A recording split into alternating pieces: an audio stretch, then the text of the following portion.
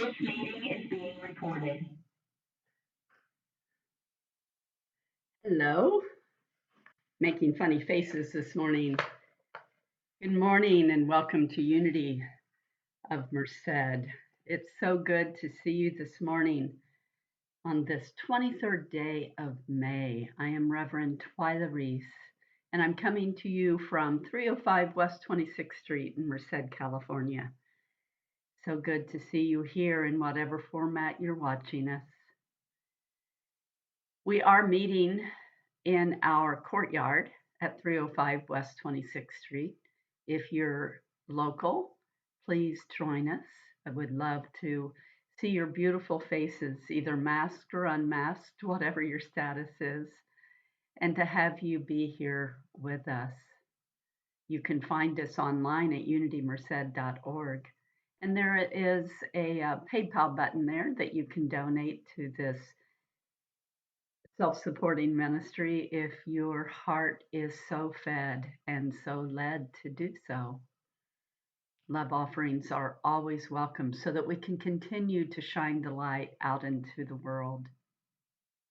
Let us take just a moment and center into this time and bring your focus to your heart and just imagine that you're breathing from your heart. Sometimes it's helpful to physically put your hand over your heart, the area of your heart, and just imagine that your heart is doing the breathing, filling you with light and love and joy, order and peace and calm, strength, serenity. Yes. As we breathe together, we are creating a heart coherence, bringing us into a synchronization, a cohesiveness, where all is love and all is light. I want to share with you this morning a little story. Perhaps you have heard of this woman, Madame Jean-Louise Calment. It is said that she had the longest confirmed human lifespan of 122 years and 164 days. She was born in Arles, France on February 21st, 1875, and she died in August of 1997. The Eiffel Tower was built when she was 14 years old. It was at this time that she met Vincent van Gogh. He was dirty, badly dressed, and disagreeable, she recalled in an interview given in 1988. When she was 85, she took up fencing. She still rode her bike when she reached 100. At the age of 114, she starred in a film about her life. And at age 115, she had an operation on her hip. At age 117, she gave up smoking, having started at the age of 21 in 1896. She didn't give it up for health reasons, though. Her reason was that she didn't like having to ask someone to help her light a cigarette once she had lost her sight. I love this part of the story. In 1965, Jean was 90 years old. She had no heirs, and she signed a deal to sell her apartment to a 47-year-old lawyer. He agreed to pay her a monthly sum of 2,500 francs on the condition he would inherit her apartment when she died.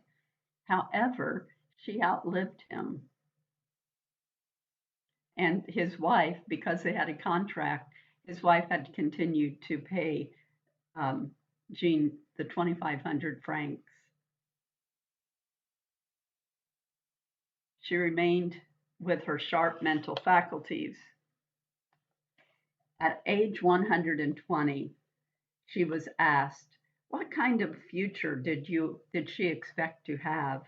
Her reply was, "A very short one." So here are the rules of life from Jean. I'm in love with wine. All babies are beautiful. I think I will die of laughter. I have been forgotten by our good Lord. I've only got one wrinkle and I'm sitting on it. I never wear mascara because I laugh and I cry often. If you can't change something, don't worry about it. Always keep your smile. She said, I see badly, I hear badly, I feel bad, but everything's fine. She had a huge desire to live and a big appetite. She said she has legs of iron, but to tell you the truth, they're starting to buckle a bit. She, she says that she took pleasure when she could. She acted clearly and morally without regret. She says being young is a state of mind. It doesn't depend on one's body. I'm actually still a young girl. It's just that I haven't looked so good for the last 70 years. At the end of an interview, a journalist asked Madame Jean, I hope we will meet again sometime next year. To which Jean replied, Why not? You're not that old. You'll still be here. She looked at the beauty of life. She didn't worry about things that she couldn't change. She lived to laugh. She lived to cry.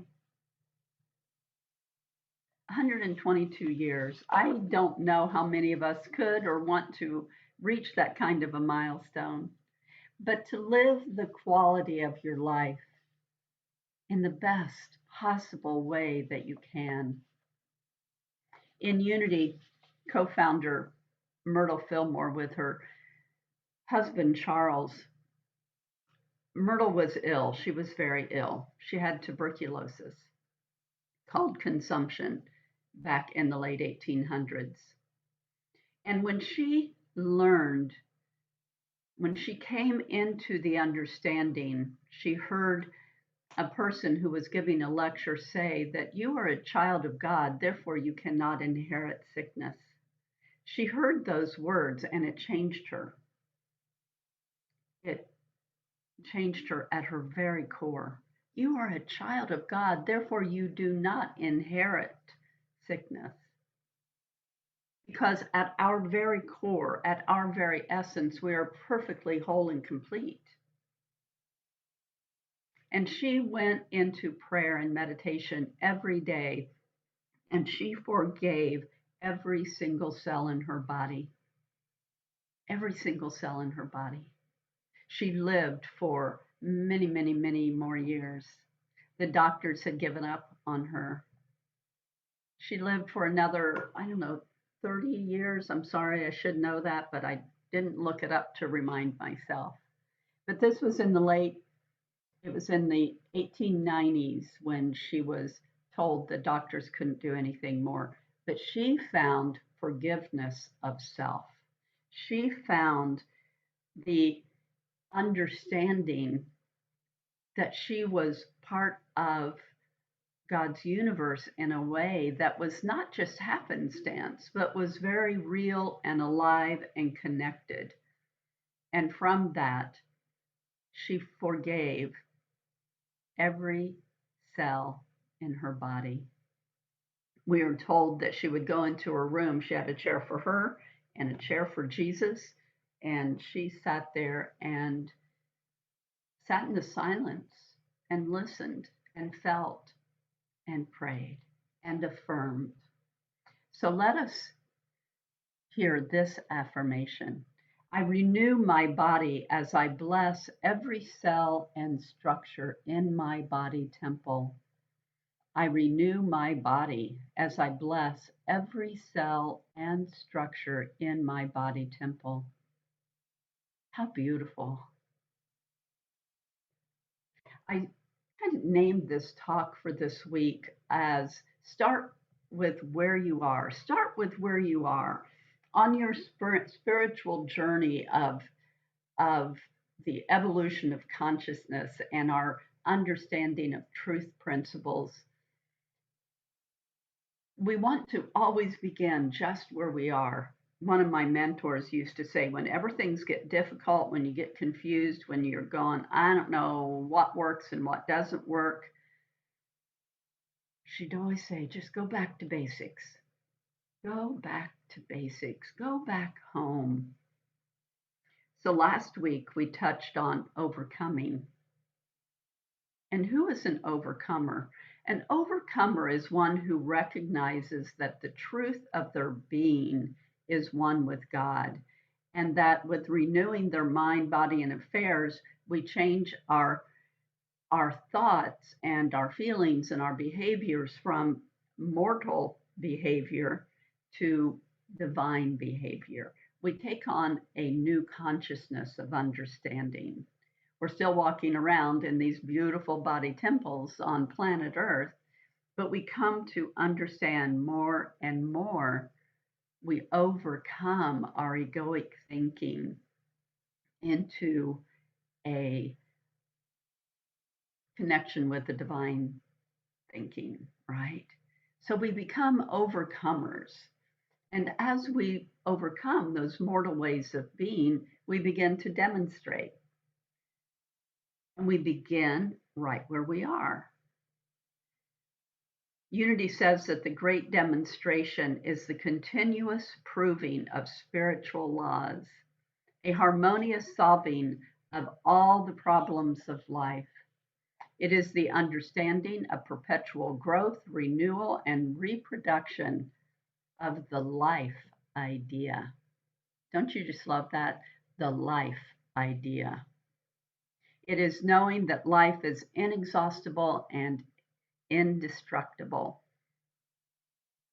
And we demonstrate in this life eternally from our individual consciousness. It is demonstrating the Christ mastery over one's thoughts, feelings, words, actions, and reactions. So, first, we recognize the truth of who we are. And then from there, we move into the action of who we are. And we demonstrate in this beautiful world the divine beings that you are, that I am, that each and every person on the planet is. And again, to do this, we start from right where we are. From the Gospel of the Beloved Companion, it's the Gospel of Mary Magdalene, chapter 42, verse 5. The leaves at the bottom of the trees are thick and plentiful, so no light penetrates to illuminate the way. But fear not, for I am the way and the light. And I tell you that as one ascends, the tree, the leaves that block one light. Oh, let me say that again. I am the way and the light. This is Jesus speaking. I am the way and the light. And I tell you that as one ascends the tree, the leaves that block one from the light are fewer. So it is possible to see all more clearly. Those who seek to ascend must free themselves of the world. If you do not free yourself from the world, you will die in the darkness that is at the root of the tree. But if you will free yourself, you will rise and reach the light that is the eternal light of spirit. So at the bottom of the tree, the leaves are thick and plentiful, and no light can penetrate. But as we rise higher through the beautiful branches of the tree, we ascend into the light where we can see and feel and be more clearly. Now, a whole other talk in what I'm going to say here, which we won't go into now, but even at the bottom of the tree, where the leaves are thick and plentiful, there is still life. There is still light. There is still life and there is still light. And that tree begins exactly where it is. In each and every moment, we have an opportunity to choose. An elderly Chinese woman had two large pots, each hung at the ends of a pole which she carried across her neck. One of the pots had a crack in it, while the other was perfect and always delivered a full portion of water. At the end of long walks from the stream to the house, the cracked pot only arrived half full. For a full 2 years, this went on daily, with the woman bringing home only 1.5 pots of water. Of course, the perfect pot was proud of its accomplishments, but the poor cracked pot was ashamed of its own imperfection, and it was miserable that it could only do half of what it had been made to do. After 2 years of what it perceived to be a bitter failure, the cracked pot spoke to the woman and said, "I am ashamed of myself because this crack in my side causes water to leak out all the way back to our house." The old woman smiled. "Did you notice that there are flowers on your side of the path, but not on the other pot's side? That's because I have always known about your flaw, so I planted flower seeds on your side of the path. Every day you have been able to water them. And for 2 years, I have been able to pick these beautiful flowers to decorate the table. Without you being just the way you are, there would be no beauty to grace this house." The story goes on to say that each of us has our own unique flaws, but it's the cracks and the flaws that we each have that make our lives together so beautiful and rich and rewarding. You've just got to take each person for what they are and look for the good in them. Take yourself for the beauty that you are. Start start with where you are. Start with where you are on this beautiful path. You are beauty and love and light. The first principle in Unity's teachings is that God is all there is and present everywhere. This is the force of love and wisdom that underlies all existence. And the fifth principle is it is not enough to understand spiritual teachings. We must live the truth we know and start exactly from where you are. Have a blessed day. Go live your life to the fullest. Laugh and cry often. Laugh and cry often so that you go through tubes and tubes of mascara, if you wear mascara. I love you and I bless you. And you are loved and you are blessed by the almighty eternal life force of God the Good. Go forth and have a blessed day. And know that the light of God surrounds you, the love of God enfolds you, the power of God protects you, and the presence of God watches over you. Wherever you are, God is, and all truly is love. Have a great day. Bye.